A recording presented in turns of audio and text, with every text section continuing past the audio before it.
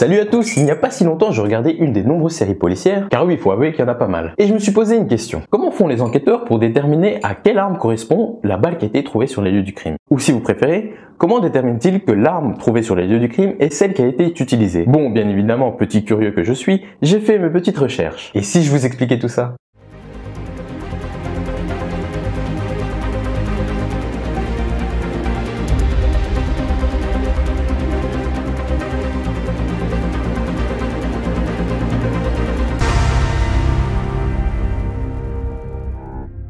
Avant toute chose, il faudrait comprendre le mécanisme de tir d'une arme à feu. Prenons pour exemple ce pistolet. Si on pouvait le disséquer, voici ce qu'on verrait. Un percuteur, une douille ou un étui, plus sa balle, ainsi que le canon de l'arme. On voit bien que la balle ce n'est pas tout l'objet, mais uniquement ce qui se trouve sur la partie supérieure de la douille, et qui a souvent une forme arrondie ou en pointe.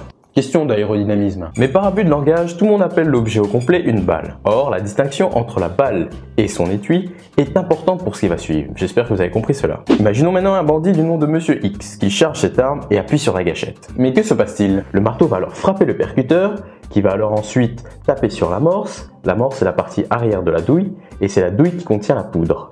Cette poudre va alors s'enflammer, car le choc entre le percuteur et l'amorce va créer une petite étincelle qui provoquera une détonation. Les gaz ainsi formés vont se détendre, car ils chauffent, et vont pousser la balle vers l'extérieur, et la douille va être expulsée de l'arme. Revenons à notre bandit. Bon voilà, Monsieur X a fait son petit taf de criminel, il a donc tiré sur quelqu'un.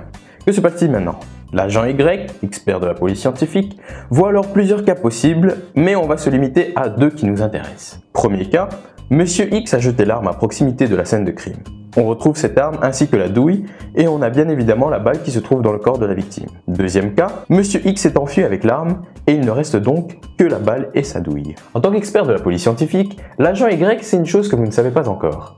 À chaque coup de feu, le tir laisse des empreintes sur la balle et sa douille. En effet, on peut observer des stries sur une balle en sortie du canon, car ce dernier possède des rayures en forme de spirale qui donnent un mouvement hélicoïdal à la balle afin que cette dernière puisse tourner tout en avançant, ce qui stabilise sa trajectoire, améliore sa précision et augmente sa portée.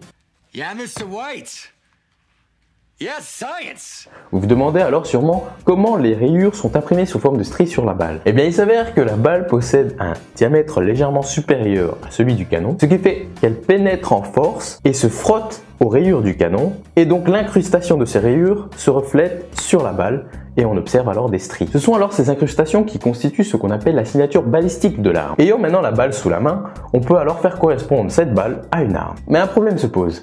Comment faire si la balle est tellement déformée qu'on n'arrive même pas à lire ses stries? Eh bien, ce cher agent Y a plus d'un tour dans son sac. Il va faire parler la douille. Cet étui de laiton qui contient la poudre. Vous vous souvenez du mécanisme d'éjection de la balle? Grâce aux traces formées par le percuteur lors de l'impact et éventuellement des éraflures produites par le chargeur sur cette douille, il va pouvoir reconnaître à quelle arme il a affaire, car ces traces sont spécifiques à chaque type d'arme. Bon, il connaît maintenant les indices qu'apportent la balle et sa douille après un tir. Maintenant revenons à nos deux cas de figure et identifions avec lui l'arme qui correspond à la balle ou à la douille. Premier cas de figure, on a l'arme, la balle et sa douille.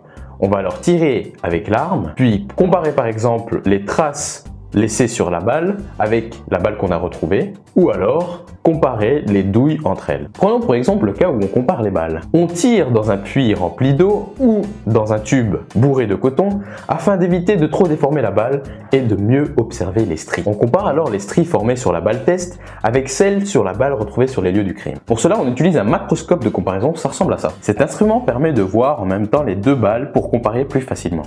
Il est capable de grossir environ 80 fois les stries qui font typiquement 0,5 à 2 mm de largeur. Une juxtaposition parfaite des deux images, des deux balles, permet de conclure que les balles ont été tirées par la même arme. Deuxième cas de figure, que fait-on si on n'a pas l'arme? Rassurez-vous, on a un système de comparaison et identification balistique par localisation des empreintes, ou communément appelé cible, qui contient une base de données où sont référencées les balles et les douilles qui ont eu une analyse balistique. Lorsqu'on trouve une balle sur un lieu de crime, on fait son dossier d'analyse, contenant son calibre, le nombre, l'orientation et la largeur des stries, tout ça sous forme de photos en haute résolution. On balance alors tout ça dans Cible, qui va alors tenter de faire correspondre notre balle à ce qui se trouve dans la base de données. En partant du principe que chaque arme est enregistrée au nom d'une personne, l'agent Y est bien parti pour trouver Monsieur X, en espérant qu'il puisse le trouver et qu'il l'enferme en prison. Dernière petite chose, Comment fait-on si Cible ne trouve pas de correspondance entre la balle qu'on a trouvée et les données du système? Ah ça les amis, on vous laisse donner vos suggestions dans les commentaires. Voilà les amis, c'est tout pour ce premier épisode de notre nouvelle série Sci-Field, une émission qui parle de science et de technologie. Comme d'habitude, n'hésitez pas à laisser un pouce bleu ou rouge selon les cas, commentez, partagez et surtout abonnez-vous à la chaîne. Vous êtes bientôt 150 sur la chaîne, ça nous fait beaucoup plaisir. Bref, on se retrouve dans 2 semaines pour une nouvelle vidéo. En attendant, je vous invite à nous suivre sur les réseaux sociaux Facebook et Twitter afin d'avoir des news de la chaîne. Allez, ciao!